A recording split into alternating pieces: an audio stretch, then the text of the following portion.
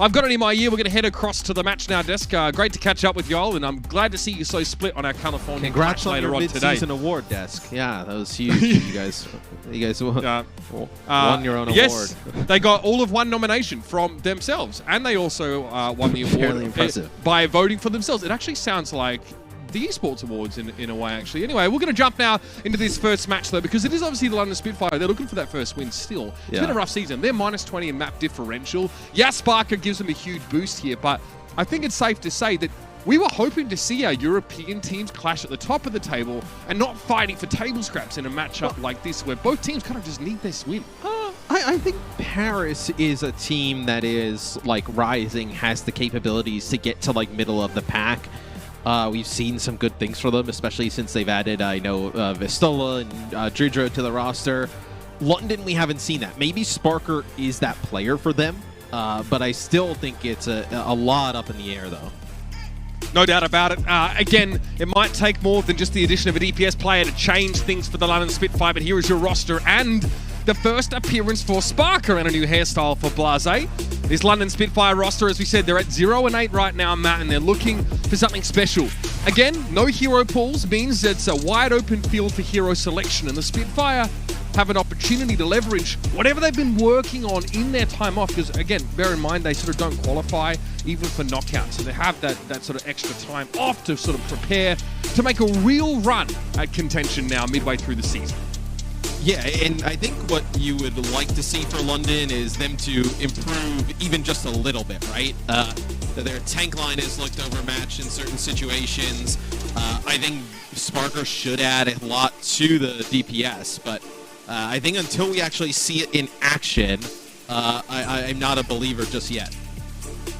Okay, fair enough. So, Matt, not convinced right now, but the London Spitfire, I mean, they're going to have to be at this point. I think, you know, we saw a lot of good stuff from the London Spitfire on occasion where, you know, Hardy played some wrecking ball compositions. We know that Malfig's a very solid Sigma player from what we saw from them prior.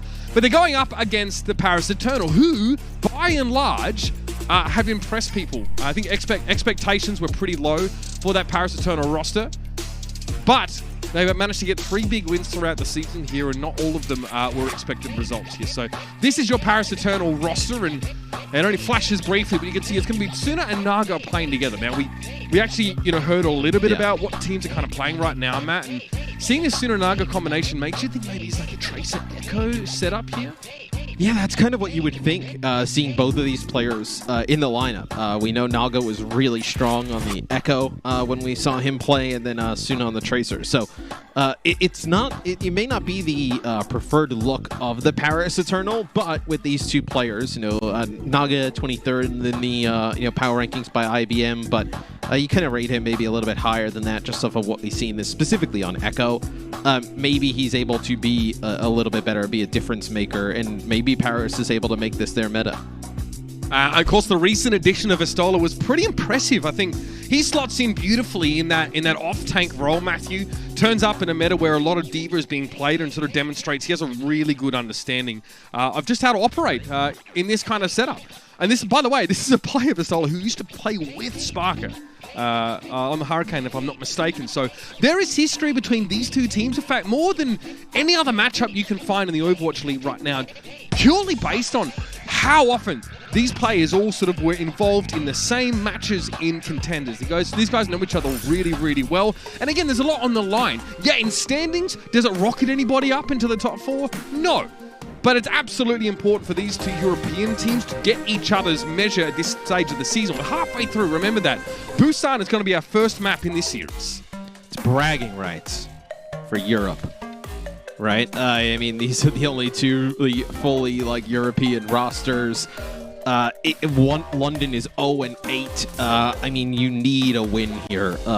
I think we've kind of looked through London's schedule, and I think their final match of the overall season is against the Vancouver Titans, so that potentially sets up, like a 0-15 versus 0-15, although I think the Titans, they have a really rough go in the last tournament, but their schedule was brutal. I think they might be able to find a win elsewhere. London needs to start showing that capability. And of course, our first matchup going to be happening in the Summer Showdown tournament cycle. And a reminder that no hero pools are currently in effect. It's all on the table. And the Paris Eternal, if you recall, even in such a defined meta game during the June Joust, played something different. They still tried to get a lot of Wrecking Ball in there. They played a ton of Ana, where maybe Ana wasn't as preferable. But remember, Tracer, Sombra, Reinhardt, and Zenyatta are all available to be selected here. We may even see these teams come out of the gates with vastly different compositions, Matt. Look at this. London look like they're favoring the Reinhardt D.Va setup. Paris want the ball. Yeah, very interesting setup here. So this will be the first time, obviously, without hero pools, we see these types of compositions come through. London, this is a very static kind of composition, right? You want to play around the Baptiste with the Torbjorn in the mix. It's almost designed to stop like a Wrecking Ball dive-centric look that Paris is putting out. And Dan runs into trouble pretty early on here. Looks like it was a flashbang related assist there that enabled the Spitfire to eat him up. Again, London do have the Lucio, so they have that ability to reposition if they need to. It's actually Paris that are relying on individual hero mobility and not just speed boost in general to move them as a unit. So they're going to look pretty disparate, Matt, as they try and probe the Spitfire setup for some weaknesses, but Spark is looking scary. Blase obviously is a great weapon against the Tracer and Tsuna. He's going to have a tough round. Yes, we've seen Torbjorn in the past used on this map to pretty good effect. I can think back to like Philly Fusion. I think last year with Carpe, able to do some nice things with the Torb here. And London uses it to secure the point, and this is where they potentially can try and force Paris into a game that maybe they don't want to play. We talked about trying to play the Tracer and the Echo for the Paris Eternal throughout this series. Torb McCree is a really strong counter to that. Sparker looking pretty good so far. Ripper getting accosted in the back line. It's actually to go through his own amplification matrix, theoretically, to deal with the Wrecking Ball in his face. Now he can use it, though, to try and heal the rest of his team. Tsuna hasn't stopped harassing him, though, and he still needs to be aware. It's a pulse bomb that is wayward, though, and no key kill get for Tsuna, and the Spitfire are still playing 6 players strong. Here's a Transcendence now, and Sparker realizes he might be a little bit overextended, but Tsuna's gone down to Blase. Finds him in the back line. Deadeye. Naga looks like he uses flight to get away from Sparker's purview, but just drops down in the line of sight and gets taken down by the Deadeye. And if these fights are not fast for the Paris Eternal, they're going to lose them in terms of like just the battle of sustain, right? They have to use a Transcendence a little bit earlier in that fight, and especially when you're playing against really the Baptiste. Kellick's providing a lot of speed, some extra healing, but when you're playing Brig with the Zen, you need to get the Brig in position to keep that Inspire uptime, and you need to end those fights quick with the Tracer and the Echo. These kills need to come really fast in order for this composition to come out on top. Neither Blase nor Hardy have felt the need to part with those ultimates. Reaper does go for an amplification matrix. His immortality field eventually is dealt with, though the rest of his team were not available to help him out. That's 2 now for Naga. Ripper taken down. Hardy's going to be caught in the gravitic flux there, but should be dropped down nicely. Yet another kill in this fight for Naga, and eventually the Eternal are able to break open the Spitfire setup. But they're stubborn. They don't want to switch their composition. Paris are adamant that this is the way to win right now. And this is where London's comp is not as good, and you see the changes coming through. Like, trying to retake with the Torbjorn is not ideal.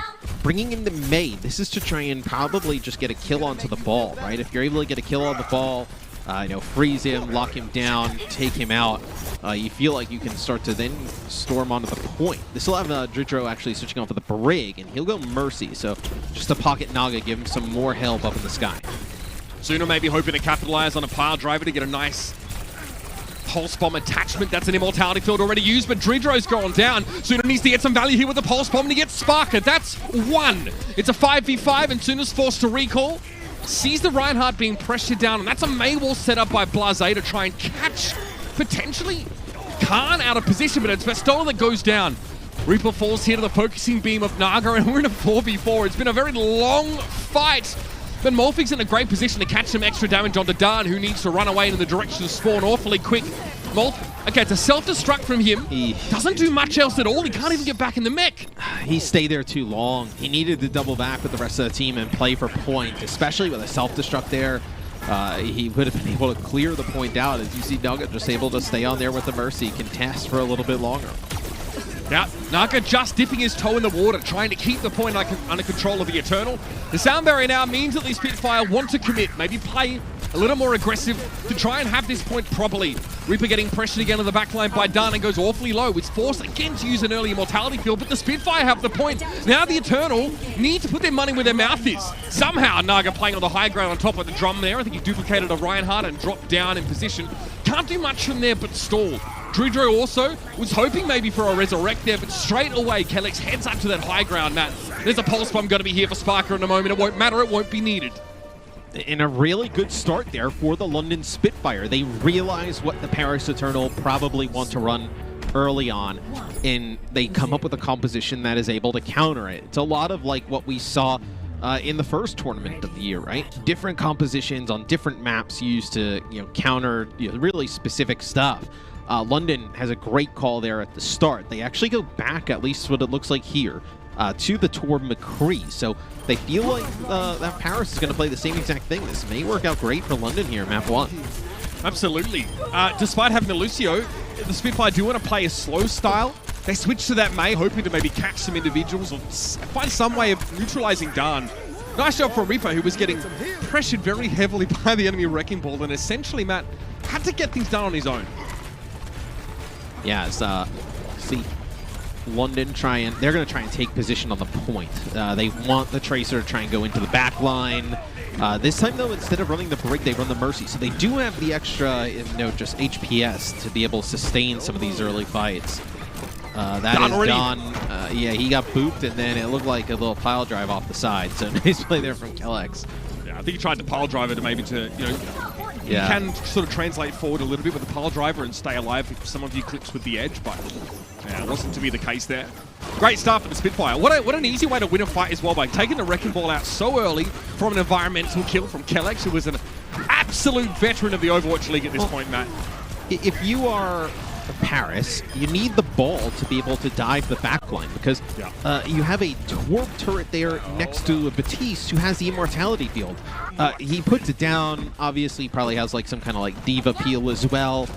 And there's enough just passive damage coming from the turret, and obviously, the Diva and the Batiste, that you're going to be low, whether it's the ball or the Tracer, where you have to have that Echo come over the top with the focusing beam, right? Finish these players off, burn them quick.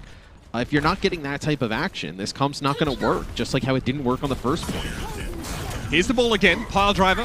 Sparker knocked up alongside Molf, and that is going to be an amplification matrix for Ripper here. His placement means it's pretty versatile. He can use it to heal and damage in equal measure. Sparker's going to see a recall there from Suna and knows there's his Deadeye. It's something he wants to hold on to for the time being, and there it is. He catches Suna. Khan is resurrected, but it's still the Eternal at 5 players. And the sound barrier now for the Spitfire means things go from bad to worse for Paris. And it's such a waste of the recall from Suna. He has to go into the back, deal with the Torp turret, then recall, and then try and take a fight up top, where Sparker is too good on like a hero like McCree to not be able to finish him off, as London really looking strong here in map number 1. Sparker definitely seems to be making an impact on the hit scan. Absolutely. He's got a lot of protection in fairness, and he's dealing pretty well with the harassment coming his way. But when push comes to shove, he's a legitimate threat, especially to people like Dan and Suna, who has a pulse bomb and needs to make use of it now. Oh, Khan. Oh, no. Hardy almost gets rolled. He almost loses that one straight up. Suna's going to walk through the shield and get the finish on Hardy here, but Naga goes down. That's quite audacious to try and play the Farah against the young talent like Sparker. Suna knocked off course, and that might have prevented him from actually getting the kill on Ripper. Nicely done by Kellex. The pulse bomb is no good. The Spitfire is still in control of the point, and they get Naga again. He goes down for the second time in the last 10 seconds, this time to a self-destruct. Suna falls to Kellex now, and that's going to be it. The Paris Eternal really don't seem to have what they need to pressure the Spitfire. A very quick map 1 victory to London. Yeah, and London absolutely rolled them here on the first map. Like, this was not very close. Paris, I think, is really going to have to look at the compositions they've run and figure out something to play against this London Spitfire team. I think a lot of it will be map dependent. I think some of what Paris ran will work on other maps, even if London comes out with like a Torb look. But still, this is not a good start for the Paris Eternal. London looks locked in today. Yeah, Paris, I mean, they seem locked in, but in a different way, Matt. They just wanted to play the Eternal that is this same composition, really, that featured a lot of Tracer. Suna struggled to make an impact. Let's see if there's a plan B up the sleeve of the Eternal on the other side of this break. Otherwise, it could be tough in this European clash. Adaptive circuits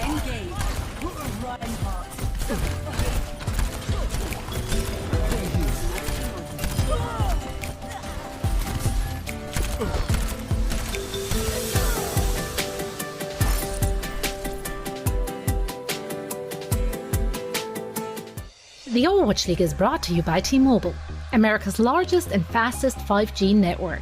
Set your sights on the competition with T-Mobile. And by Indeed, we help people get jobs.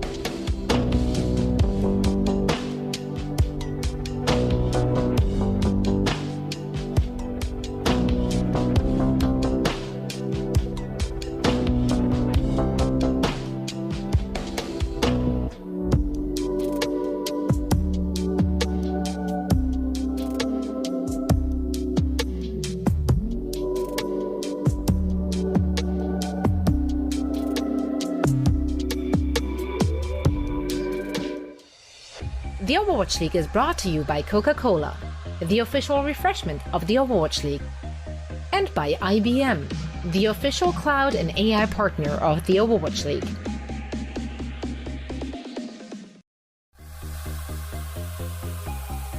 Quite the start here for the London Spitfire in a crucial match. A chance to get their first victory and also take their measure against the Paris Eternal. And this gentleman on your screen, it's his debut. So far, Matt, not so bad. Plays McCree on map 1 in Busan. It looks pretty darn good, and you can see this is quite the resume here from his time on British Hurricane. A big reason why this London Spitfire roster were pretty hyped up coming into this season.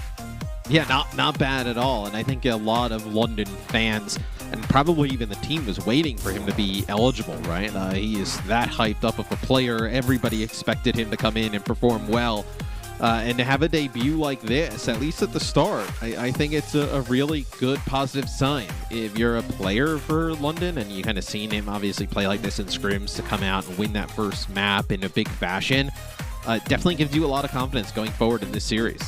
Yeah, I mean, there have been many debuts in the Overwatch League by age eligibility, which have gone awry. Like, it's tough. There's quite a lot expected of you at the top level of Overwatch competition, and some players can't really deal well with the pressure. Clearly, not an issue for Sparker so far. Now, if you watch the June Joust and you got used to the pace of play there, then you're probably finding this quite drastically different. We really slowed things down on Busan in that first map. You know, it was London wanting to play a Reinhardt-centric composition with Torbjorn and McCree. So straight away we knew, hey, these guys really just want to play zone control. They don't want to get dove upon, or rather they do, and they want to, you know, deal with disparate elements of a team that tries to get aggressive towards them. That was the wrecking ball primarily, Matt. It looked really, really hard for Dan to harass the backline. He was going for Reaper constantly, was struggling to shut down the Baptiste. Yeah, and I wonder what they go to here. We do have some subs.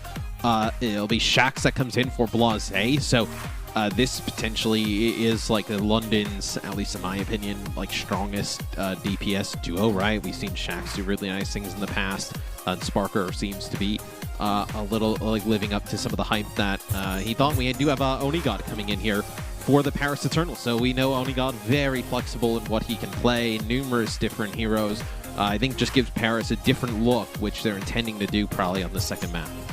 Definitely one of the most impressive components of the Paris Eternals double shield look that we saw in the June Joust, right? Onigod showed he could sort of play the McCree or any hit scan to really quite a high level, and was a consistent issue. I think some of his best work was done on maps like Rialto, for example, where he often chose to play away from the core of his team, away from his main tank. He would look for flank opportunities on the McCree, even some Hangzhou action from him. Hollywood is the kind of map where you have those opportunities as well, especially Hangzhou being valued because of his ability to sort of scale, up the buildings in the second phase of the map. But a great chance to see what the Eternal now have been working on in the break, because the look with Suna and map number 1 with the Wrecking Ball, there's a lot of different pieces there, Matt, but they didn't really look like they were working together in concert. And it's hard to get a read right now on Paris after that first map. Yeah, and I think what you probably see them do is go towards more of like a Winston Diva look, I would expect, Paris. Probably a little bit more of a traditional backline, not like a Brig with a Zen, which they were running for a decent amount on Busan. And I think they probably still try and push the pace and be aggressive against this team. And again, the London Spitfire probably going to tool themselves to be able to deal with that kind of aggression, right? They might want to slow down the pace of the game. They will be starting on defense, so we'll have an opportunity to see what their composition will feature in just a moment. And they've looked good. You know, Hardy has shown us he can play the Wrecking Ball, a bunch of other styles. London really trended towards trying to play Orisa Sigma when they could, even in the June Joust, when it was kind of tough to make their composition work against this Lucio Moira-based aggression. But they're going with it here, right? This feels very classic London. Hardy's going to be on that Orisa. He struggled against mobile compositions, Matt, in June, because he often felt like he was out of position on this Orisa. Here, a little bit of a different story. You're defending, first of all, and the Spitfire are going to want to play compact as far as we can see. And I wonder if Paris, this could be a little bit of a throwback. They play like May McCree here, like a May McCree rush with a Batiste in the mix. That's something we have certainly seen from the past from teams. Naga, let's see if he stays on the Tracer. Tracer with the Rhine and the Diva. Nah. Let's see. They're going to go back, make some changes. Okay, so Onigod will play the Sim. Are they going to stay on the Sim? Okay, so we'll have a double Sim shield May against double shield. So obviously the Symmetra is very strong against the shields. A TP right to the high ground straight away. Dispensing with the pleasantries, I see it. It's Dreidra that went down first, though. A headshot from Spark. It takes a Lucio out of the mix, but the Eternal are going, and they're not stopping. Spark is able to find another kill there with the Storm Arrows, and there is a chance for the Spitfire to play back into this situation. Spark is getting pressured, though. Vestil is able to chase him into the top of the cafe, but loses his mech as a result. This unbridled aggression from the Eternal, though, gives him 2 ticks and maybe more. There's a Wrecking Ball waiting in the wings, though, Matt. You're going to be able to contest here. So Molfi goes over to the Wrecking Ball. You also have your Tracer here as Shax will get on, get a touch.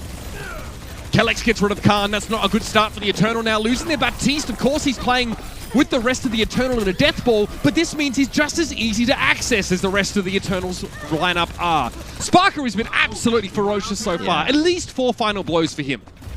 Yeah, he has been. He even got a pick at the start of the fight, like the Dridro, very no less. Start. Yeah, on Dridro, and they still were losing players, even after getting the Lucy on the other team, which they need for the speed. But Shatter in Blizzard here, this is looking really good for the Paris Eternal to be able to take it up. See if Onigod, if they TP, look to maybe even have the Dragon go towards it. But that's a Pulse Bomb. He lands right on top of it, breaks it up. Had to be an Immortality Field deployed immediately from Khan. Now Sparker's Dragon Strike might make things a little bit dicey here for the Eternal. Some of the able to sidestep the Dragon, but Khan cannot get away from Shax. It's 2 now for the Tracer, and Dan drops to the ground with very little health at all. 3 kills for Shax, and he's looking to do more damage now. Dan needs to take a breather right now, but he's lacking healers to really work with him right now. It's Vestler and Onigod in that back corner. They do get rid of Molfi, and there's still a lot of threat here for Shax in pushing forward. He has to get close, wall or otherwise, and has to be careful in dealing with Onigod on the Symmetra. Khan's back though, and Hardy is down. The Wrecking Ball returns to the fray, and Reaper sitting cozy up on the high ground. Gets a little visit from Naga, but it has to be a recall from the Tracer. And this would be such a turn for the London Spitfire. That'll be a Shatter, doesn't get anything there, as it looks like they're able to turn it. They were in such a terrible position, Mitch. When we were on board with Shax, they have players coming off the spawn for Paris to his left. There's players directly in front of him. They're getting crossfired. It was just like Shax and Hadi and I think one of the supports there. And the fact that Paris can't take advantage of that, I mean, that is a huge blown opportunity. Shax's Pulse Bomb coming out early there. The Dragon Strike sections the Paris Eternal into 2, making much more bite-sized. Reaper has to use his own regenerative burst right now, so that's off cooldown for another 15 or so seconds on the high ground. Doesn't want to, get a biscuit from Kellex, I suppose. Onigod makes his way well and truly into the back, but he's in trouble, pressured by Shax and taken down. It's a trade though. Kellex is also down on the Spitfire side, and Reaper is under extreme pressure. This Sparker guy, Matt, pretty clean. I mean, he is a huge difference maker. This will be a Dragon straight sound through sound barrier as well, trying to keep up the Paris Eternal. Molf, the Wrecking Ball, only got down to half. Can't remove the supports of the Eternal under serious pressure. This is after the sound barrier was used, Matt. They've had this Wrecking Ball for what feels like most of the game, and it was just brought out in a stall situation. They may end up losing this here. Unreal. And as I say that, Ripid takes out Unreal. Another Pulse Bomb? What? Immortality Field had to be used. That's a stick, and it's a kill on the Dan. But the Orisa can't get through the door. Hardy is body blocked by Vestala, if I'm not mistaken. And so the Eternal clinch that first point, Matt. What in the world was this? We had Orisa ball for most of this first point defense. Sparker just absolutely pumped up. They're going to stay on the ball. So we'll have an extended period of time with this Orisa Wrecking Ball combination. The ball is good to obviously get to the back line. There's not really much synergy between Orisa and Wrecking Ball though. Halt Pile Driver, Halt with the mines. I mean, I think now you're still kind of searching for answer. This would be a nice minefield up top though.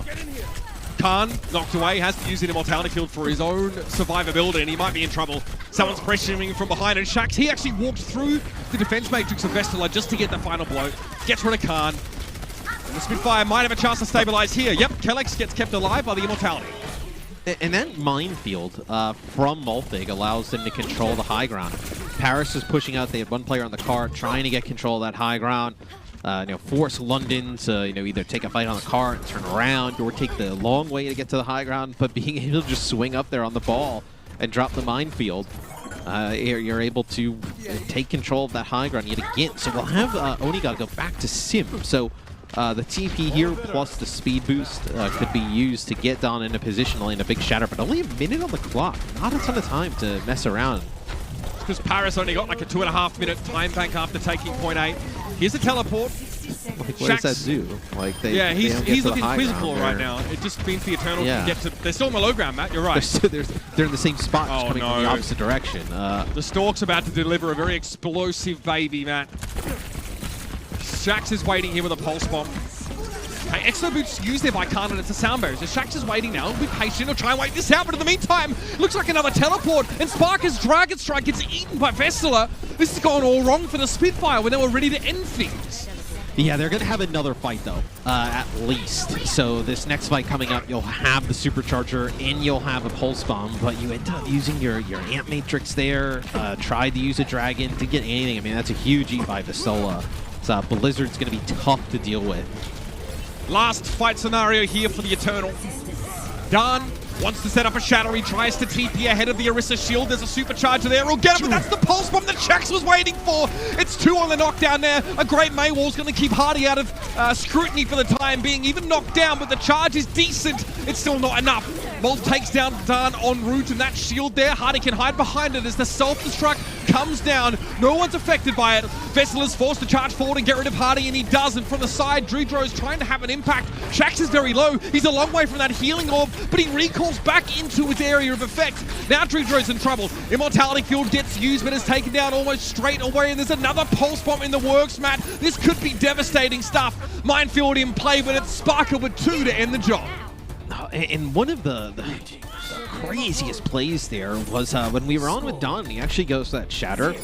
I believe it's Ripa who was playing the Batiste at the time. He's able to get out the Immortality Field in the time that he's basically winding up the Shatter. Just the reaction time there from Ripa is absolutely sick to be able to get that out. Yeah. Well, yeah, and that means Hardy stays alive. I mean, there's a wall that goes up, I think, from one of the Eternal players.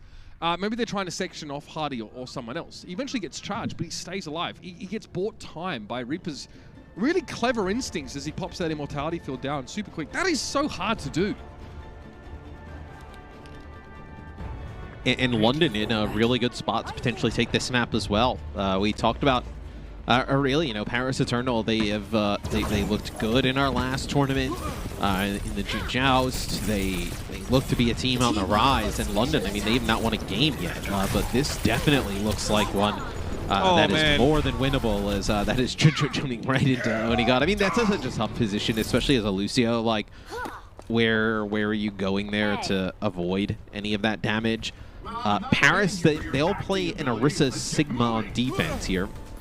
With Echo Ashe. So they'll play the Ashe here. We've seen Ashe in the past on Hollywood First. I feel like it's kind of gotten phased out, especially last tournament with a lot of the rush in the mix. But typically we've seen teams go to Kree here. We've even seen very little amounts of Widowmaker. More like McCree Hanzo seems to be the pick. Well, it's hard to get. You want to get multiple dynamite detonations in the choke against enemy teams who are slow to really get your value, right? You want to build that Bob in the first fight. If you can't do that against rush comps, because they're usually just on top of you too quickly, then yeah, it's tough. Now, this setup from London, though, Matt, it's not super fast. No, they're going to play a little bit slower. So Sparker actually moves away from Hanzo and will go over to an Ashe of his own. So this is going to be annoying, though. Shax's pestering behind enemy lines. Because you really just have Khan, who's able to heal the tanks and whatnot. As he takes, that is very. We went away from that, but I would love to see how that interaction went down. I think Shax took the elevator. Yeah. And Onigod just looked up, took his head off. I mean, he has the look of someone who wakes up every day and chooses violence, not just today. So this is something that teams were doing with Moira in the previous tournament, where they were just building up Coalescence really quick. Look at this, Ripa already has his Amp Matrix. You're going to be able to put this down around the corner. Yeah, well ahead. Onigod, though, really hasn't been able to use this time to build up that Bob Mat. He gets that kill on Shax, but what else has he been able to do with those dynamites? Not much, it seems. The shields were a problem, and now that Ashe Ultimate's not going to be online for this first fight, but it may not matter. That's an Immortality Field used. And so that's the go signal for Vestala. Try and look here for I guess a Gravitic Flux. Naga copies a Sigma as well, so there's 3 in play right now. He may not have, no Gravitic for Naga either. That's disappointing, considering he duplicates here. What more can the Echo do? Looking for Shax, and that's going to force a recall, Matt. And even if London, I mean, that's a beautiful pulse bomb. I was going to say, even if London doesn't win this, just the amount of ultimates that Paris has had to throw in to just even keep this going is definitely going to hurt them in the long run. As Onigod with the Supercharger will take out 2 here. As they'll be able to hold here, Paris. That's unreasonable from Only God. They were, I mean, the Eternal were dealing, by the way, with the Gravitic Flux from Molf at that moment, and then Only God pops off for 3. But look at what they've invested, though. Like, coming into this next fight, like, London should certainly win. Rally, Amp Matrix, Supercharger, Bob. For Paris, you ended up using both support ults, your Gravitic Flux, your Duplicate at the beginning, you had to pop a Supercharger towards the end. Just such an investment of ultimates. For a fight that London really just used their Gravitic Flux and their Pulse Bomb. So still really good shape here for the London Spitfire, even with a minute on the clock. Why take this route around? Why go all the way around? You know you have an advantage in terms of ultimate. Like, you could easily have just dropped the Amp Matrix on the corner and then pushed up with the the Supercharger right after that, just taking position on the point. They catch Only God though, Matt. They get him with a Hulk, and the Bob is removed pretty darn quickly. So all of Only God's influence has been removed from the map. Kinetic Grasp used by Vestalor there just to try and stay alive just a little longer. Naga even duplicating. Can he get a Gravitic? He's too low. No chance. He gets knocked out of duplication, but Dan is brought back into the fight, and Reaper goes down to the sticky bombs. Shax might need to step it up now. Khan is being pressured out of position, surfing down the roof, and he's keeping Dan alive.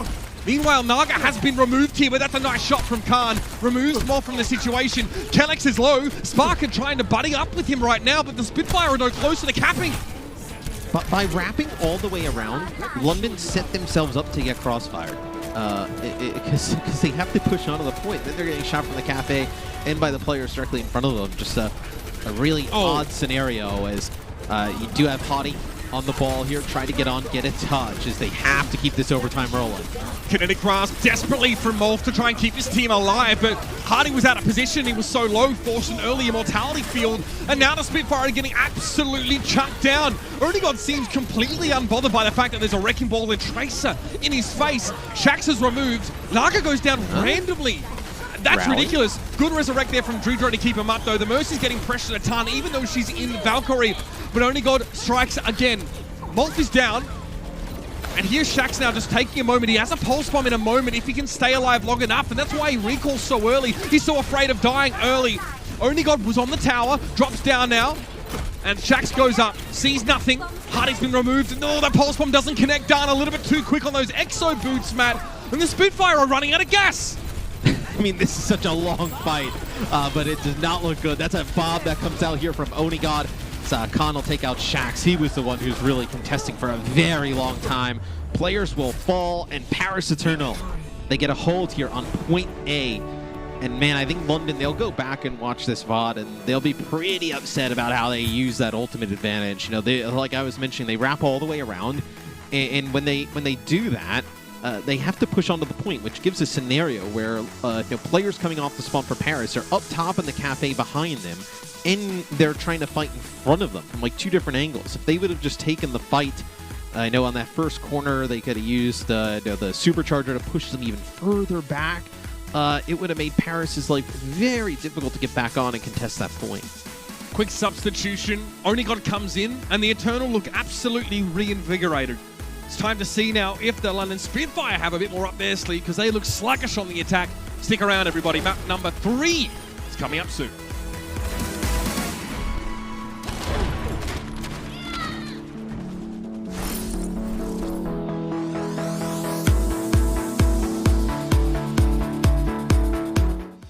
The Overwatch League is brought to you by T-Mobile, America's largest and fastest 5G network. Set your sights on the competition with T-Mobile. And by State Farm. For auto, home, or renters insurance, like a good neighbor, State Farm is there.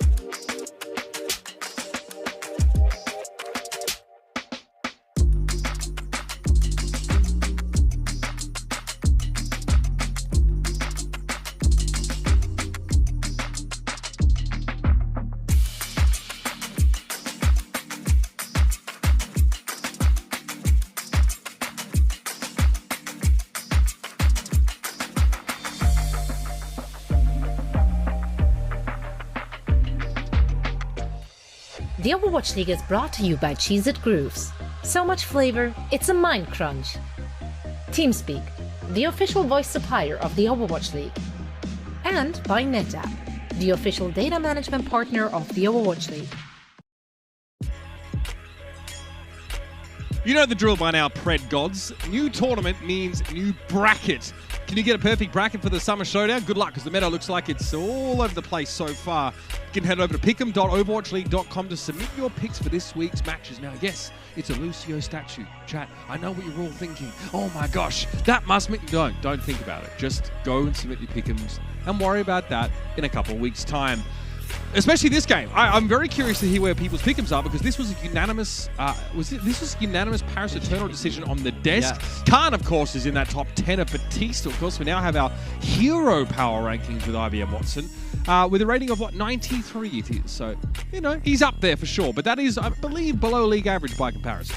Yes, 100 league average. That's, or at least that's for the overall rankings. Not sure if it works the same way for individual heroes. I imagine it, but I think everybody would have picked Paris going into this series. I don't think London is, maybe everybody kind of forgot or kind of overlooked the impact that Sparker could have on this team. But I do think that Paris was trending in a direction that would lead you to believe that they were going to start beating these teams underneath them pretty handily. And obviously it's a huge match for London. They don't have a win.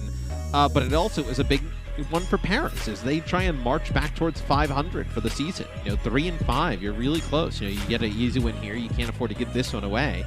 And you're only one game off. Then you start to look at where you fall in the overall playoff picture.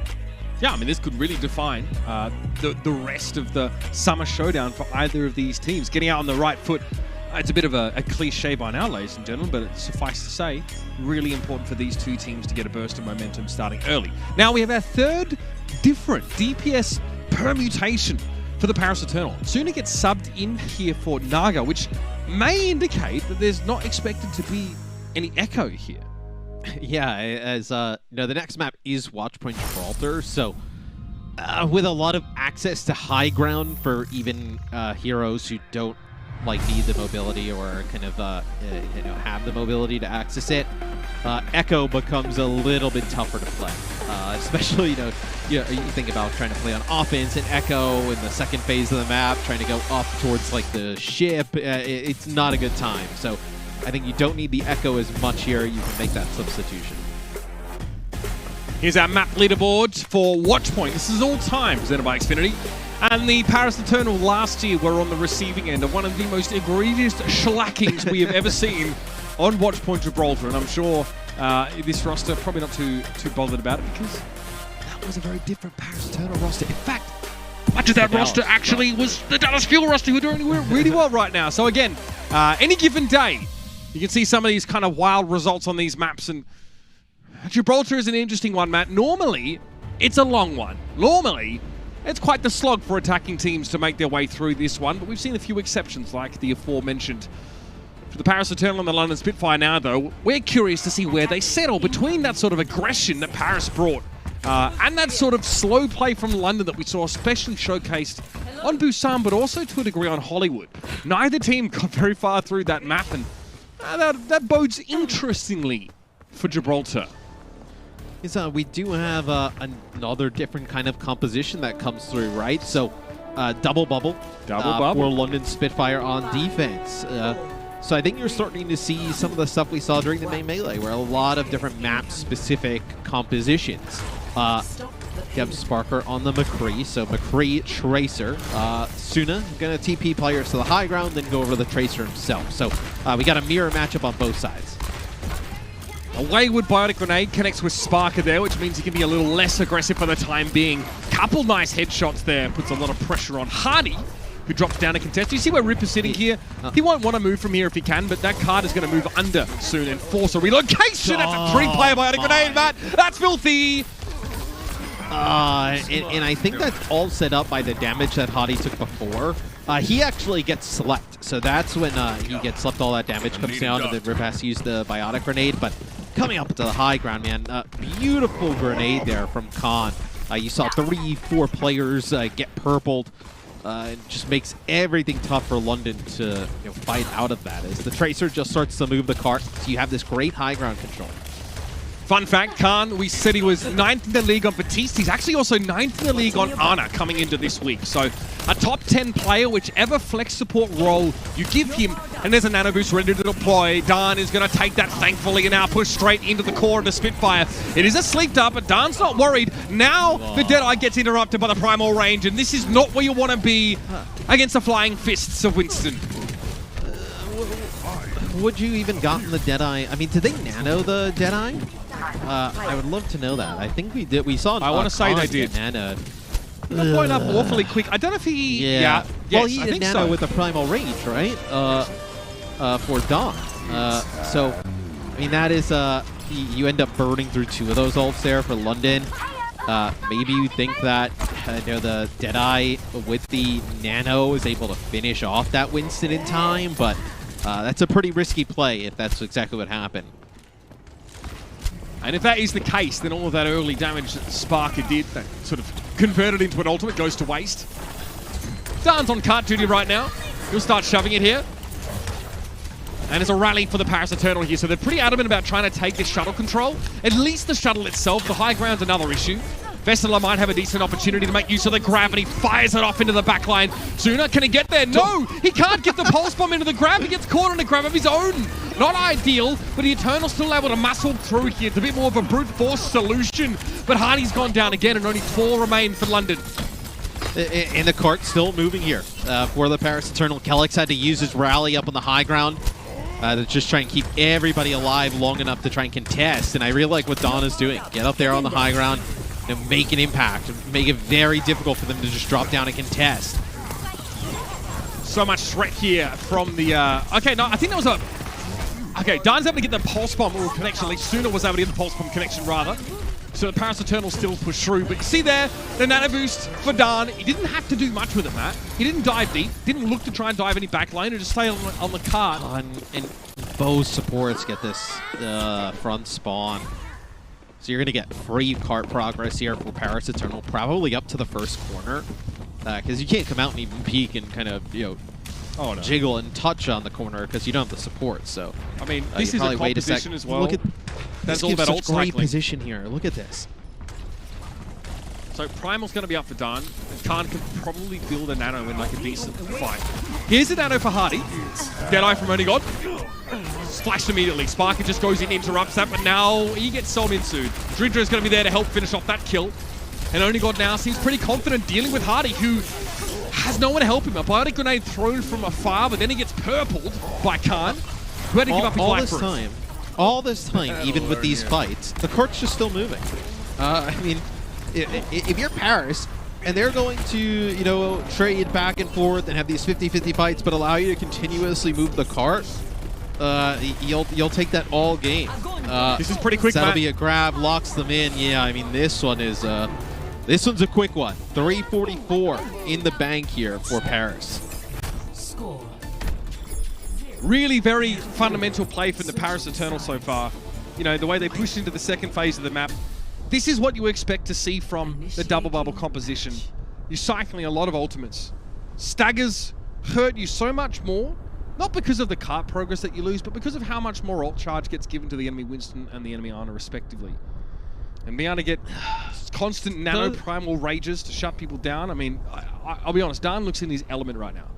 I'm curious about your thoughts. At least, sometimes, at least in this series so far, it seems like London, instead of playing the percentages or trying to force things out, they almost kind of try and have these home run style plays where it's all right, let's nano the McCree with the Deadeye, and if he gets one, then we'll win this fight. Or instead of oh, well, maybe we back off, we'll come back and fight again. It seems like just looking for those big hits, those big momentum swings. Yeah, it feels all or nothing. And obviously, when you get nothing, that's kind of the time bank you get on the other side. Hey, I think that's fair to say, Matt. I think a couple times the Spitfire tried for some ambitious ultimate combinations, ones that have really high upside but are high risk. And that's what I mean by the Eternal playing fundamentally, right? Just give the Winston the nano boost, let him create some space, let your McCree player in Onigod here just cause problem after problem if he gets into a good high ground position. Here's a TP, Shield Batch comes out really early. It looks like Dan was hit by that one, he got bubbled immediately, but that's a Biotic Grenade to make it an easier kill. Shax gets out alive somehow, but it's a 3-for-3 trade. Spawn advantage favoring the Spitfire, of course, but the Eternal actually recover. Oh my, Suna with 2, 3. What? Any more? No recall available. I mean, he goes back there to challenge that. I mean, that is thus the sign of confidence there from Suna. As really, last map I thought Paris was very strong on defense. Obviously, their offense left a little bit to be desired. But now this is starting to look like the Eternal we thought we would get coming into this match. Coming off the fastest Gibraltar attack of the season, the Eternal now want to shut things out on defense, and this is like another good start. So the Pulse, it's a big stick. Reaper falls after Molthig was gunned down by the Pulse pistols, and that's another forced recall for Shax, who doesn't get what he was looking for. And he gets out with his life. I mean, Suna uses his recall so early, before that even kicks off. He drops down without even having the recall to go fight there, and able to make it out. I mean, if he's going to play like that, you got to have somebody try and punish that. Suna is doing everything he wants right now. That first fight, I mean, he got away with literal murder, those 3 kills, and he gets away. And the second fight puts the Pulse Bomb to good use. It's going to be a Deadeye here for Onigod, but crucially, it's a nano boost that comes up for both Ana players. You can see that Reaper is trying to farm some charge. Hardy sits on the corner, and Molthig takes poke damage. That will mean that both nanos are definitely available now. Probably see a nano Winston on both sides, trying to build up that primal range. Okay, Dridra just rallies to start with, and this is a very defensive Deadeye that gets slept across the map. Here comes Hardy with the primal. Hit with a Biotic Grenade. Nice connection there from Khan. Doesn't really deter Hardy as he gets given a bubble from his Zaya. Vestala now's out of position. He just got knocked cleanly out of position. Looks like he gets the nano. More for the heal than anything else from Khan, but that's beautiful from the Eternal. So much focus was on Vestala, and he just gets topped up and given a damage reduction. And then there's just players clumped up on the high ground trying to go up there to help Hadi finish him off, and it's a perfect situation for a grab. Don drops a bubble on top of it, trying to deny any of the healing that Ripa could put through. So Paris continued to roll. A minute and 20 now. I mean, London, they have a grab. You have rally here. You should be able to at least get the cart moving, right? You still have a long way to go. So maybe 2 fights. Yeah, it might not be enough. You see the Spitfire looking for free progress right now to maybe turn these 2 fights into a 1-fight scenario. Suna was looking for a Pulse Bomb connection there and doesn't find it. That's the Graviton Surge used, but Shax died awfully early. Good bubble from Dom, but I can't keep either him or Khan alive. And you're right, Matt. The Spitfire part with some of their key ultimates, the hard-fought ones, and they get themselves that card progress. There is a chance here for the Eternal, though, to stop this, but have to be pretty quick from Don. I think they probably end up giving it up. I mean, you have, and I think this is the right call. You have such a large time bank, no reason to fight after this first point. You already did your job getting the time down pretty significantly. You go in there, you lose that fight, you start to give ultimates, you let them get rolling, you're in a worse spot, right? So I like the decision to back up. Looks like London going to try and take advantage of this, but they get punished. Yeah, the sleep timing is actually excellent there. Otherwise, Hardy definitely kills Dridro. Dridro's at like 100 HP, so another couple swings in would have been done. Well, what happened to the rest of the team? Both supports are inside here for Paris. And London is, I know that had Hadi in there. I think they had another player too. And it looked like Don and I think potentially just Suna. Just go into the backline, just kill everybody. Shouldn't really happen in that situation. No, it should not happen. Considering that your Winston is supposed to create space for you with stuff like Primal Rage, it didn't look like that was the case. Dan's lining up a bio here. Yep. There we go, hits Hardy. That seems to be enough, at least to precipitate some more aggression from the Eternal. Sleep, no connection, and that cart is lumbering. It is glacial progress right now for the Spitfire and the Paris Eternal. They're the icebreaker, baby. Grab there. You just get an nade inside of it. Nobody can get topped up. And it looked like Hadi was potentially trying to force maybe even the nano or another ultimate out. It's a very the most unenthusiastic gong I think I've ever heard. Hadi like kind of jumps straight up in the sky, almost like he's going to jump, whether it's on the Vistola or up to the high ground, and maybe he thinks that that force, like Khan, reactionary uses the nano onto the Zarya on the side, but this will be look like a Deadeye to just force some space, and now they nano the Zarya. Vessela playing very safe, very careful. Tuna drops it to the backside. Big pulse bomb connection now. That rally is going to take some time to have effect, and Hardy struggling to get to more than half HP right now. He's knocked back, and so he gets healed, but they lose Molfig. Hardy really can't create the space he was looking to, as I think there was a whip shot from Dridro that puts him back in line. Here comes the jump. Flash was not good. It's going to be the bubble to stop that. The rally from Dridro now. And Only God wants to deal with Hardy, maybe until now. Here's that Primal Rage, and he's not crazy enough to go for the Q. Great healing. Great healing. I mean, yeah, this is a great healing. I mean, that is unreal to keep him alive through that, as Hadi knocks him all over the map. While that happened, so you did have Khan hit another biotic grenade. It connected on the Spark, Arkelix, and Ripa during that. So as they're trying to back up, stay safe. You have Hadi trying to use Primal, knock around the McCrees. This looks prime for Paris to get a hold here. Deadeye now, Reaper forced out of LOS because he took a couple hits from Khan, if I'm not mistaken. Oh, Reaper. Oh, no. Sooners here with another pulse bomb, by the way, Matt. The Eternal have all the ingredients to make their special pastry. And Sooners here trying to put the finishing touches on it, but a Graviton Surge comes out from Molfig. It's desperation, no less. He'll be knocked back. Vessela gets yet another nano boost. He's high charge, and he burns Sparker and Molfig down. And the Paris Eternal. That's pretty egregious stuff. They are all over the Spitfire. Really nice biotic grenades from Khan there when they were trying to push that high ground time and time again. 2-3 players with each biotic grenade. And I think what you saw there, we saw a glimpse of it, is Khan lands a biotic grenade, and then Don is in a position where he drops a bubble and just kind of goes in on the remaining players, blocks some of the healing. You have to pass through the Winston. You have a Winston one side, the Zarya and the Tracer on the other. Very difficult for London to break through, and they're not able to do it. Completely different story from what we saw in the first map, where it was the Eternal that looked slow, they looked sluggish.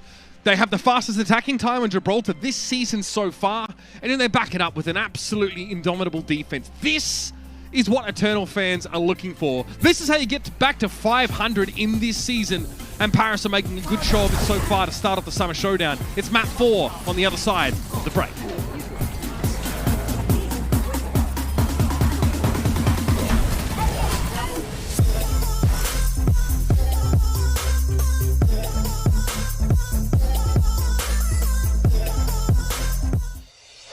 Coca-Cola is the official refreshment of the Overwatch League.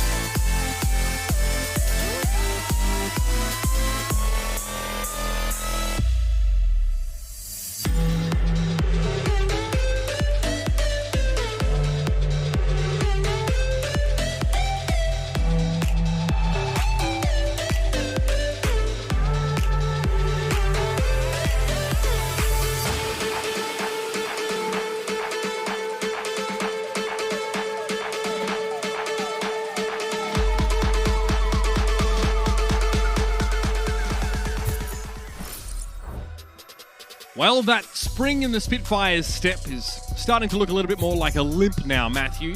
Gibraltar was a harrowing experience for London as they come off decidedly second best in a double bubble setup. So across all of the maps so far, we've kind of seen a bunch of different compositions, which has been fascinating for one, but quite often fascinating for us as onlookers. It's not always pleasant for those that are involved. And London still looking to come up with something new. They bring Blase back in for Shax. Yeah, I think just kind of searching for answers at this point, right? Once Paris Eternal adjusted, and I don't even know if we can really say adjusted, especially if they win this map. Like, maybe Busan, just the meta that is on that map and what London's able to play is just a really good pick into what Paris is running there. And because they really haven't changed much since then. Like, obviously composition changes, but style of play is not. And they've looked good, very good. I think going into this next map, we'll see what Sparker and Blase play. It already seems like for London, Sparker is like a mainstay in the roster, and I think that's the right decision. You've waited for this player for so long. He's so hyped. He's played pretty well in this series.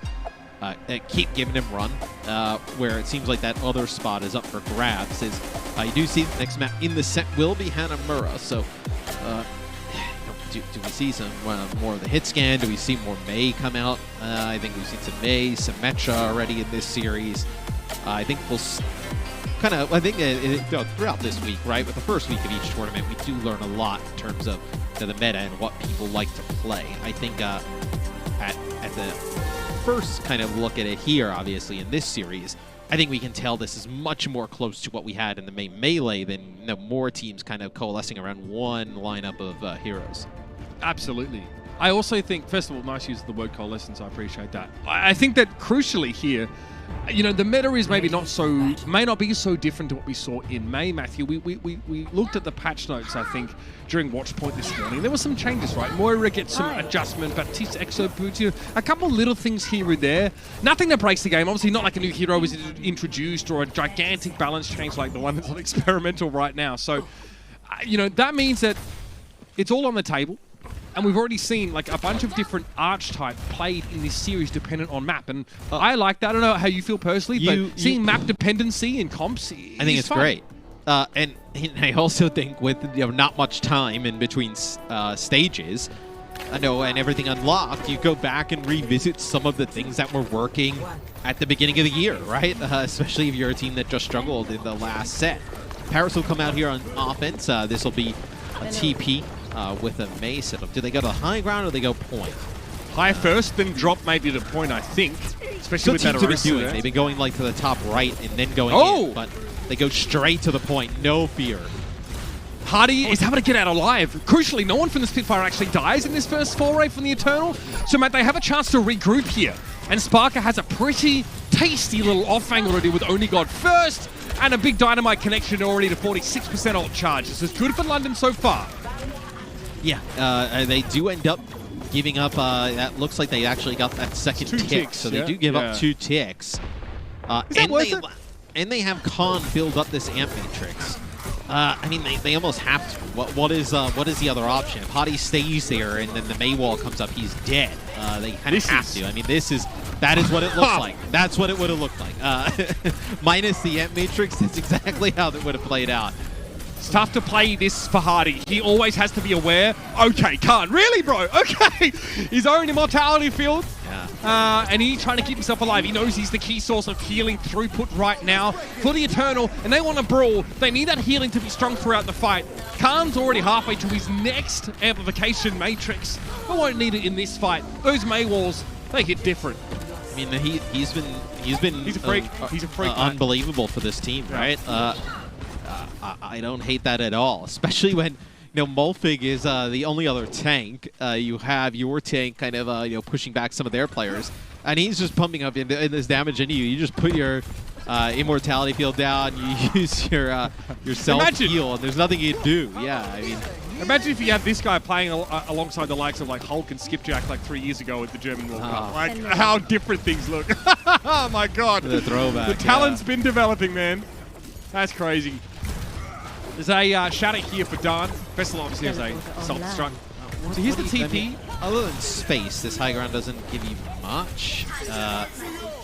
I guess it gives you good sightlines, Matt, for Amp Matrix if you're not worried about getting shot in the face yourself.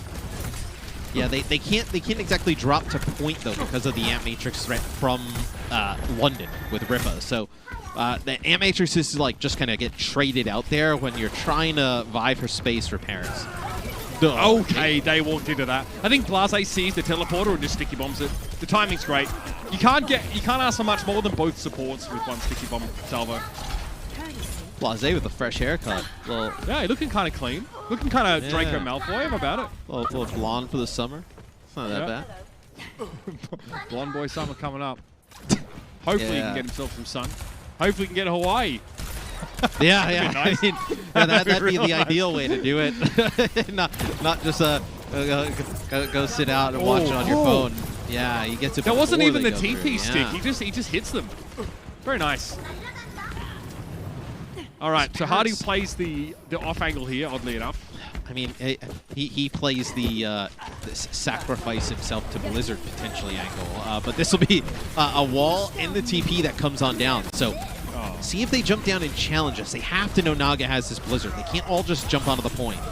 Hardy's not in too much of a hurry to drop, though. He shield dances and actually forces Naga's ice block. Dan's dead. I think you knew it there as well. Nice look from London. Sparker has that comfortable position. I'm pretty sure the supercharger is a long way for Sparker.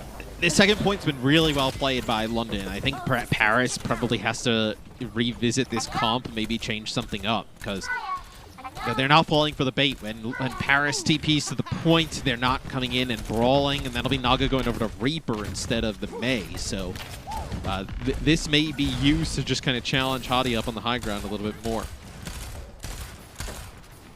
Shatter. There for Dan. It's probably the way they do it, to be honest. Trying to put pressure on point and getting them to drop is not going to happen. They go high ground again. And that is just for Ripper in the back. I mean, It's beautiful. They get Sparker as well, by the way. He's playing with Ripper because he's in position to use Amp Matrix, Matt. So those two get shattered. There's no shield for them at all. I love Paris Eternal, Matt. They really, they're not ones for subtlety. Very direct. I appreciate that. Love to see it. not telegraphed at all. it's a TP and just speed at a beeline at Rippa. This looks like, you never know with Hanamura, right? It just draws out forever. But you have a few players here coming on. Trickling in here for London is Molfig on the ball. Great Blase gets one. Yeah, now you have Hardy back in the mix. You might be able to turn this. Done. Blase gets his second here, Matt. There might be something here, but Khan's able to catch that airborne echo. They're spawning to your left. Yeah, he doesn't care. He knows he can potentially kill the Ryan. I mean, you got to be impressed with Hardy staying alive as long as he has, Matt. Sparker gets street draw here. Khan, he eventually has to pay for that. Maybe he should be playing Soldier. I'm sorry, Bap is a better soldier, and I won't be convinced otherwise. He literally does more damage, my guy. Like, I don't know what to tell you. Naga, Death Blossom pick the Reaper here to really try and force the issue for the Eternal. Only God gets that wall up now, but there's a minefield on the point. Naga, screeching, kill the ball, please. Teleports up to the awning on the high ground and should get some healing here. But he can use the wall now. Stall. I mean, we have another Valkyrie here coming out. Players coming out the spawn for Paris. You have a Moira in the mix with a Lucio. You're getting close to Sound Barrier. This will be a hold, though, after what felt like a 2-minute fight on the point. Mate, I love it. It's Kellex is there chewing a stalk of wheat like, oh, it's your first time? Yeah, this is European Overwatch, mate. Yeah. That's how we do it out here, fam. So the Eternal end up switching to a Lucio Moira comp amidst that, by the way, with the Reaper. A bit of a throwback to last month. I don't know if they'll stick on it, though. Maybe. I mean, you have to. 30 seconds left. I mean, why switch off? I mean, sure, you can go the Khan Batiste, knows he can get Cole, yeah. Yeah, exactly. You have Sound Barrier, and then you'll get Coalescence off of all the damage that comes down. So. Coalescence is now more expensive by like 17%, I think. A little bit harder to get. I love how we're worried about the Moira pick when London's got Ball Ryan on defense. Sound Barrier for Dreedro. I mean, he was knocked up at the time there, but no one's able to see him. Already Kellex goes down at the start of that fight there, and that is a skillful skill orb from Khan to claim the life of Hardy. Duplicated Diva now for Blase, a self-destruct here, and he gets back in that mech, and Molf is back on the point. Naga, though, Yeah, he's got Death Blossom here. There was a duplicated Diva in play, but it looks like Blase wasn't able to stay in the mech for long enough, or at least in the duplicated form. Naga goes to work on the Wrecking Ball now, and that Reaper starting to pay dividends in the final moments. He can't get away, though. Wraith Walk wasn't on cooldown. He's hit with the Earth Shatter, and Hardy gets rid of Dredro. Here's that Coalescence that Calm was waiting on. He's lost 3 teammates, though, now, somehow trying to make ends meet with very, very little. Then a Coalescence in a Dream. He fades away. Not even that defensive cooldown available to him now, and Vetsala falls. It's a hold for the Spitfire. What a staunch defense! That was wild. We had 2 fights that went about 5 minutes. Just an all Yeah, that was the map. The map was 2 fights. The second point was essentially 2 fights. Everything else was just kind of like, junk thrown in between. But so Paris obviously doesn't complete the map, but they do get 95%, right? So as good as you can get. And honestly, with the way their defense has been, if they hold London pretty tough here on point A, they're in a really good spot to still win this map. London, you have to be kind of, you have to be hyped and come into this offense. This is your best chance so far to get a series win, right? You have both on Hanamura. You have both on Hanamura. You go to a control, which you already won, and you won that handedly. So there's a path to victory already carved out for London, right. Matt. Yes, you have to be looking at this as this is our chance, right? You can not blow it. This is also against a little bit of a rival, right? They have past history, also the 2 European teams in the league. I mean, this win would probably feel even extra special for London. The path. It is laid out for the London Spitfire. This is going to require them to obviously win the next 2 maps, but that seems just a little bit more possible now after that hold. The path to victory would require London to win 2 more maps. You're entirely correct there, Mitch. All right, I wasn't Somebody's sure. going to tweet me. I'm glad I had you to verify that. Why'd you have to correct Mitch, bro? You didn't correct me. Oh, yeah, that's fine. Yeah, I'm glad you verified it. Yeah. Because you're so mean. And then they all realize that I am using sarcasm. After maybe after a few more years of casting together. We'll get him there. Don't worry. We'll get him. Something we're working on, Oh, yeah, just that chemistry, you know what I mean? Like, just getting to know each other takes time, It takes time, man. Very long, especially with me since I don't go out. Oh, yeah, I ended up living next to you. Still didn't get to see you. What's that about, mate? All right, here's the trade. I haven't seen him either. To be fair, neither is NA. And Ripper goes down. Vistola picks him up there. And come on. Like Jack. This is Shatty. He's my boy. He knows I'm good for it. The Shadow's already up for dying, though, after the first fight, man. Roasting him on a show he can't come back on? I mean, what kind of boy is that? I mean, that's terrible. We'll see him. We'll see him soon. Don't worry. First fight ends. Both these teams are just going to brawl out like this on the point. I mean, we just talked about how at the start of this map where teams don't want to run the same thing, they don't want to brawl. This is as close to like Lucio Moore as you can get, right? Both teams gonna use the teleporters, get by the point, try and set up these Symmetras for big damage. Both support ults available for both teams here. Blase hoping that the Eternal get aggressive, I think, so we can. Yeah, he is. Doesn't happen though. And maybe they should have. There's an Air Matrix now to deal with. Blizzard on the point. That was Blase's. Done. He's in trouble. He's in trouble. This is the Spitfire now, getting that point A potentially that they've been looking for. And again, that path to victory is just so, eloquently defined, Matthew. Continues to be walked. That is one where I think maybe you got a little bit too cute there if you're Paris. When the Ant Matrix went down for London, they tried to TP Dawn behind them and shatter, but Blase was in such a great spot for the wall that it ended up not working out. Now, one potentially Paris would like to have back. We can take a look at it from Dawn's POV. So what happens here? He takes the TP and shatters. Oh my God! There it is. I mean, that's what happens. Hey, that was literally like 1 foot from being absolutely bloody brilliant. Brent's Hardy can do that too, by the way. Brent's Player of the Week. Yeah, he might actually get a Player of the Week on Plat Chat for once. It might actually be a player that gets Player of the Week. London, though, I mean, this is such a good opportunity for London. I mean, they have so much time here to A few players knocked down the high ground. They may be able to start turning this into a winnable fight. They need Ripper. They need Ripper. Hardy goes down there. He gets caught. Khan's able to remove him. And yes, it looked like a decent start. I mean, one of my favorite plays from Hardy was that like teleport shatter on Hanamura, I think in the main melee. I think the Eternal, having tried that themselves just a moment ago, probably ready for it. So this you saw that Hardy walked up and got walled. This next fight for London, you'll have the Symmetra wall, you'll have Blizzard, you'll end up with an Ant Matrix. You can combo these to win this. I mean, 3 minutes and change of the clock seems like a lot. It's not here in Hanamura. TP to the high ground. Just in time. Solo. He's back to health now, though. Air Matrix. Oh, dear. Kellex is able to skirt away. Khan stood looking at a wall of his own teammates' design, no less. I have never seen a full team fight take place there on Hanamura. Dropping, you dropped your ant. We got to see that again. Rippa drops his Ant Matrix on the low ground there. When it looked like originally they were trying to set him up on the high ground, maybe kind of like how we saw Paris do, right? They set their Ant Matrix up on the high ground, try and force I think they got booped off by Dredron. Maybe, yeah, it could have been a boop, but not how I imagine they wanted it to go.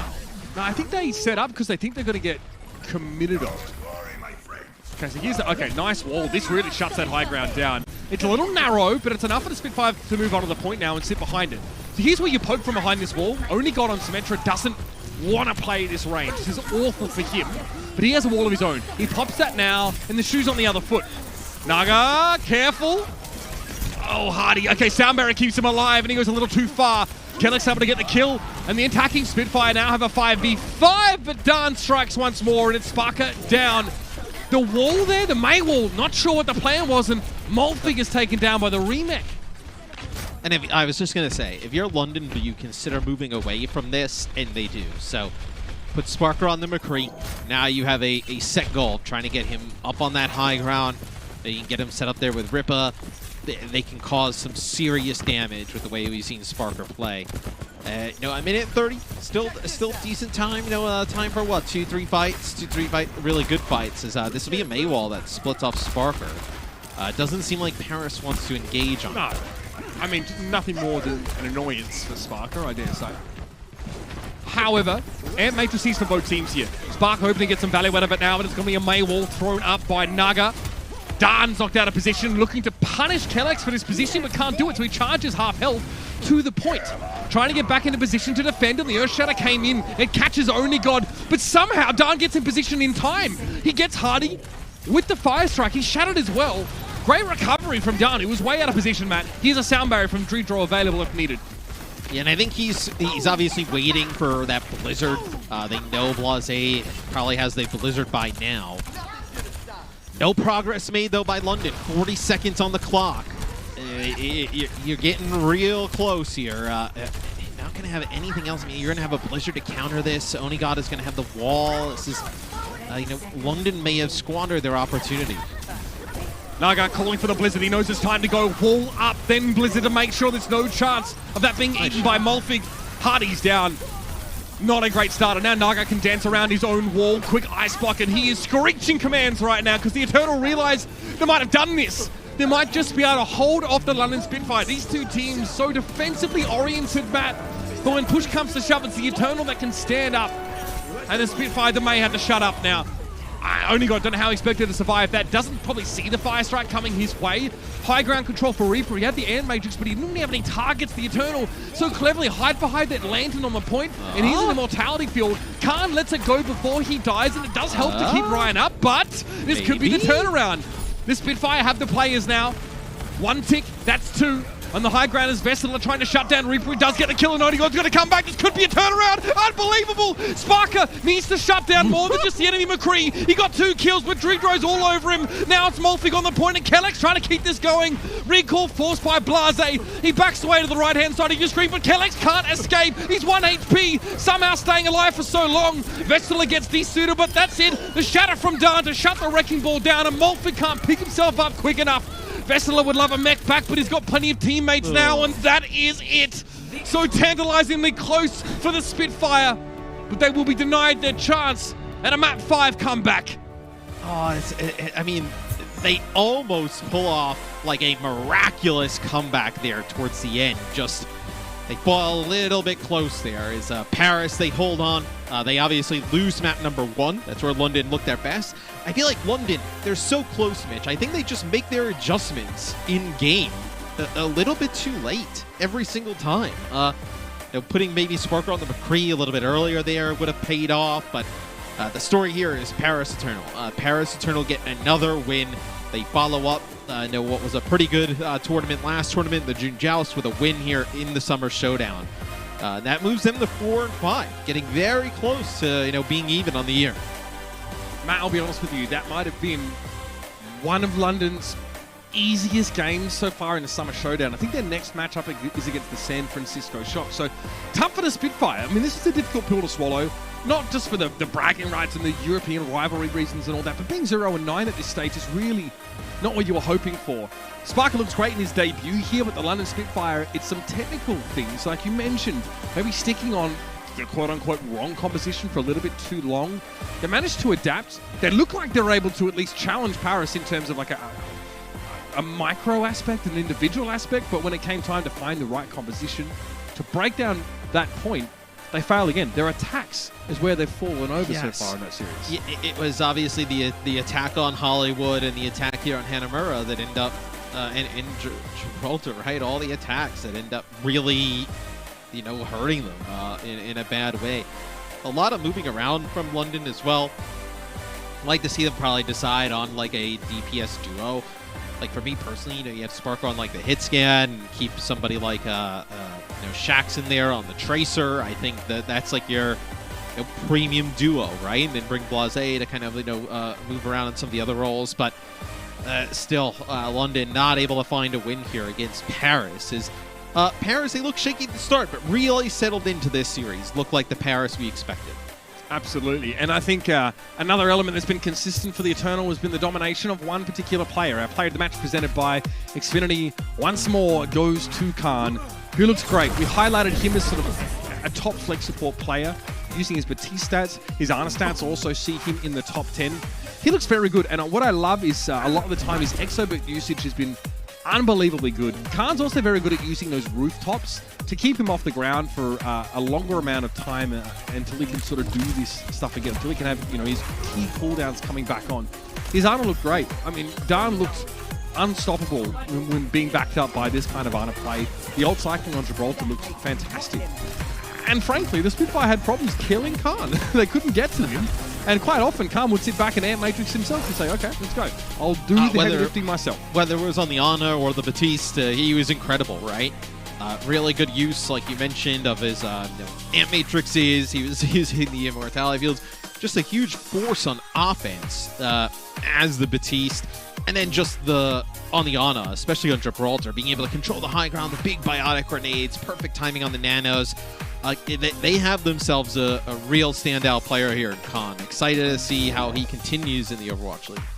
And I think he was one of the key components of why so many pundits said that the Paris Eternal were far more dominant than they expected them to be. I want to hear Khan's thoughts on that, so we're going to take a quick break, and when we come back, we'll hear from the winning team, of course, our player of the match presented by Xfinity, with a few words for them. Coca-Cola is the official refreshment of the Overwatch League.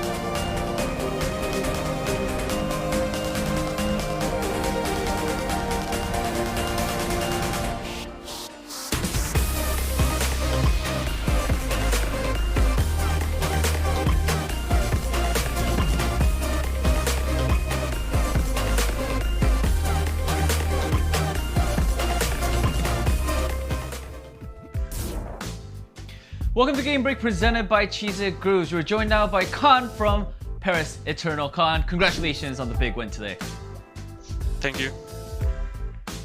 All right, so, for today's series, other than the first control map, this series was completely, just all Paris Eternal. What changes were made after Busan, the first control map? Honestly, we weren't really doing the right things on the comp, and we were kind of caught off guard with their composition, so yeah. Okay, I feel like London Spitfire, they were using a lot of different comps throughout the whole series. Do you feel like that was sort of the cause of sort of having you guys, having a sort of a difficulty on figuring out what to do? Kind of, but at the same time, we are kind of like a slow team. We like to warm up the very first map, and we tend to lose the cut map almost every time. So after the first map, we just felt more confident. Okay. All right.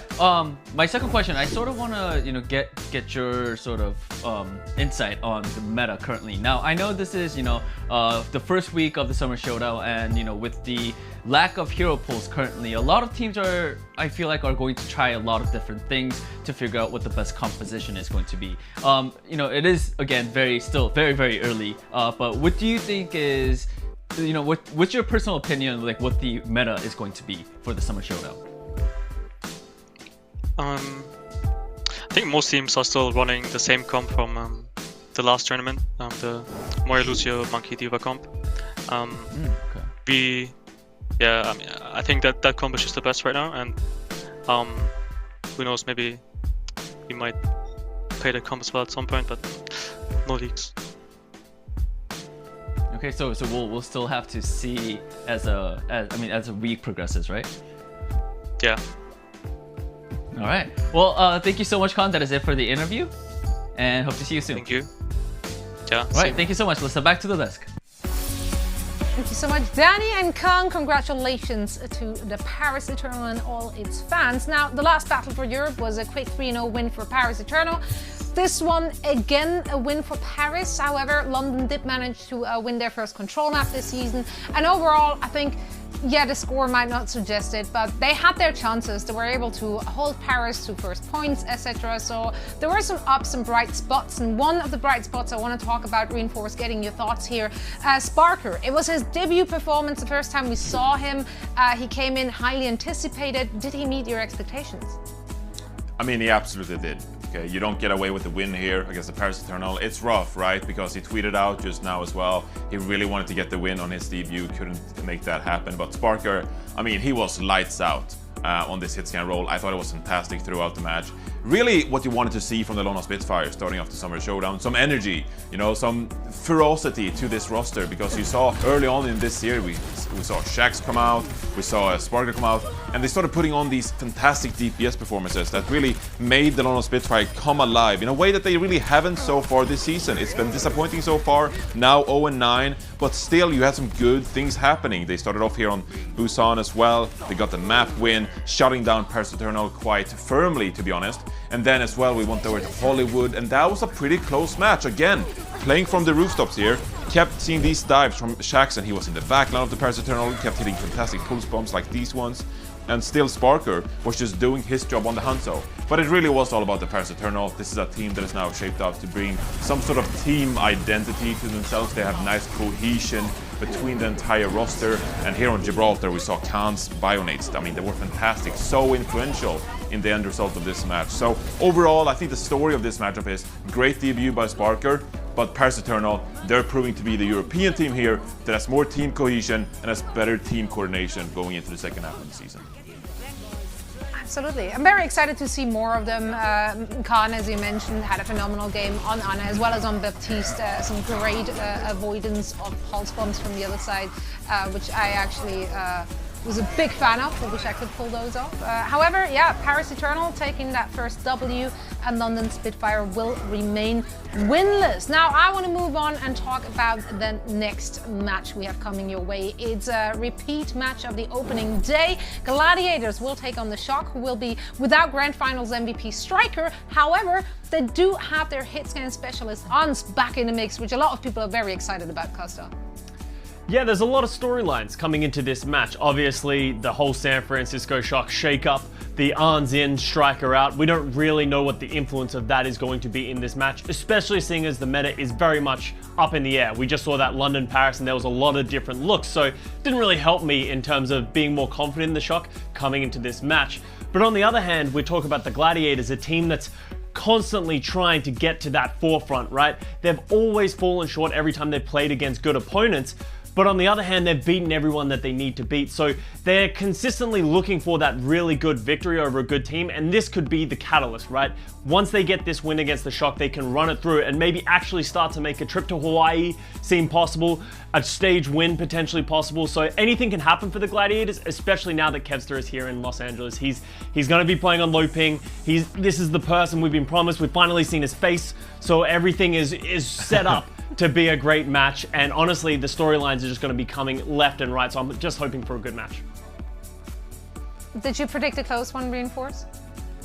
Yeah, I predicted kind of a close one, 3-1 for the Gladiators. I mean, That's not very close, is it? I mean, it's halfway to a close one. I'd argue the past match was pretty close. That was a 3-1. You know, it was back and forth in that way. Yeah, so I guess maybe not by score, but it's not going to be a roll, Zoe. It's not going to be a roll.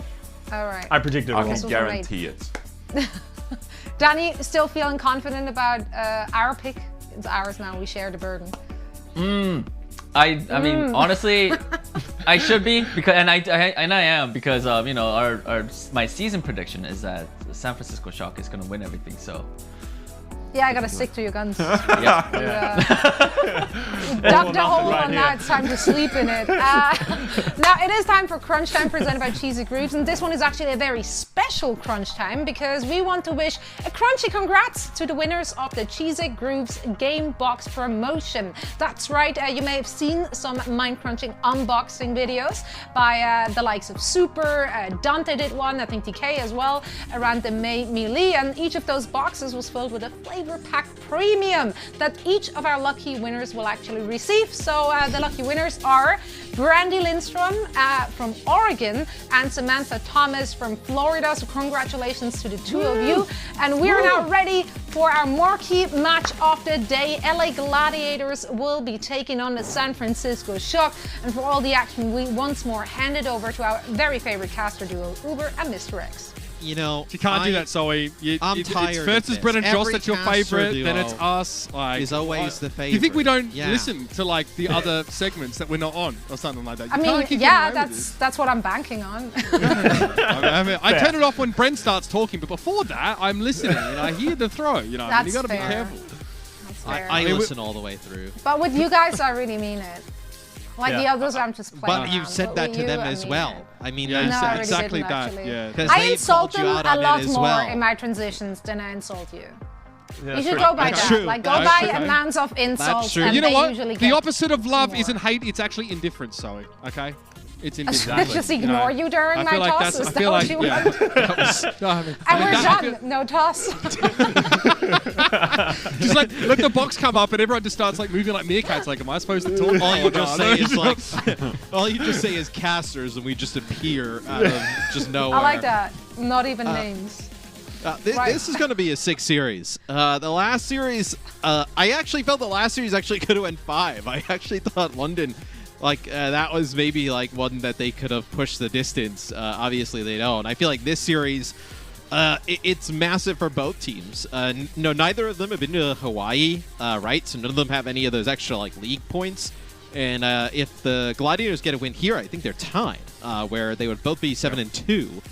So it's actually quite big, especially if the Gladiators are able to get a win here, make Shock's road to Hawaii for this tournament even harder, gives the Gladiators an opportunity to go get some league points, because top 3 in NA auto qualify for the playoffs. So having one of those with the extra league points is huge. So I think this match has a lot of just implications. The Shock are at risk of becoming the NA Philadelphia Fusion. They've been 7-1. Yo, what's the thing you guys do with a hot take? Get this guy on here. He knows what to do. say some stuff like that. Mate, I mean, that is. They haven't won anything in 2 stages. They're the Philadelphia Fusion. Johnny's hot takes are put checkmate in the game. Like, and Mitch is like, yeah, the shock of the season 1 Shanghai Dragons if they don't win this one. Like, I need to get put in. like, I need to be put in calm witness down. protection now after saying that. I know that, but at least that's how we get people chatting. Look, you're 7-1. Unreal. You've not even had a sniff of that spare Masubi out of Hawaii, have you? You haven't even no one's even flashed a ticket at you, have you? But there's a big difference here because they've won the last 2 years. It's like the Philly Fusion haven't won, so like we haven't seen that. Like this, we've seen that happen. I don't think you can use that. Production, can you guys cut these guys off? They're just get me out of here. Like, get me out of here. I don't want to be with these guys. No, the sad part is they get more of us. They don't. They can't cut away from us. They have to cut to us. I mean, that's the exactly. problem. Well, I mean, they're actually being posted outside my house right now. I've actually contracted Johnny as personal security so people don't barge in here while I'm casting with like. Nobody's going to pay attention to anything you say for the rest of the day outside of that statement. I mean, isn't that great? Doesn't that mean I'm playing with house money now? Matthew Reginald Morello? Isn't that what that means? Maybe. You know, I love to play with house money. I don't think this is one where, usually with house money, you have to, win money first, and then you're kind of playing with the leftovers. But can't I use how... You haven't done anything here to earn any type of way to say that. I mean, that's a wild statement here. But listen, I tell you I know why, because the amount of like shock copium that I saw at the end of the June Joust reminded me of Philly every single freaking year of their existence. So I'm telling you, like, those fair bases are starting to look a little bit similar, at least in how they're trying to deal with what's going on. Let's talk about this, though. It's our second regional rivalry matchup of the day, of course, with California. It's a no-hold-barred brawl almost every single time. The Gladiators here are looking to, again, draw even with the San Francisco Shock, and finally we can reveal to the world Kevster's face like a weekend. He just reveals it in a flourish at just the right time. It's not Super Bowl halftime show, but it's good enough.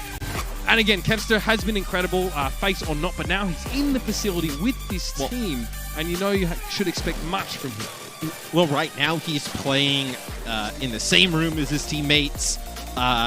Better communication, you obviously think. They're not playing remote with probably an odd sleeping schedule and the ping, and you already see he's number 5. Even with all those obstacles. So who knows how high Kevster can ascend to? Judging by this roster, by the way, that they put out here early on, potentially like a Batiste with a Brig in the mix, because you do have Skewed in the game to start things off. In the past, we've seen them really use him on the Brigitte primarily. Yeah, which obviously was a role that Moth filled on the San Francisco Shock, but Skewed, we gave him a player of the match on Brig because he was actually unbelievable. The guy is a nasty Brig player. There used to be a joke, by the way, because it was always DPS players that played it during GOATs, but look, it's a big deal now. She definitely has some weaknesses in her kit that you want to play around. Now, here's our San Francisco Shock, and again, the prodigal son returns. It is Arns in the DPS role. Clearly, things not